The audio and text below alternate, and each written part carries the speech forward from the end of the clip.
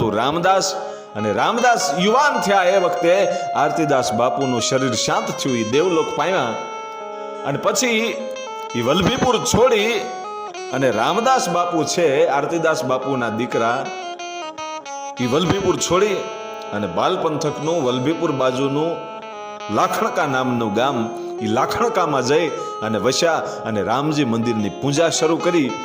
અને એ રામદાસ બાપુના ઘરે એક દીકરાનો જન્મ થયો, એનું નામ લક્ષ્મણદાસ. અને એ લક્ષ્મણદાસ બાપુને 3 દીકરા થયા.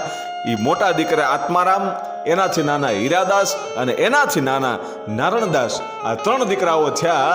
અને એમાંથી જે હીરાદાસ હતા, એ હીરાદાસના લગ્ન ઘોઘા તાબાનું માલપર નામનું ગામ, અને માલપરમાં શિવકુરબા સાથે થયેલા લગ્ન.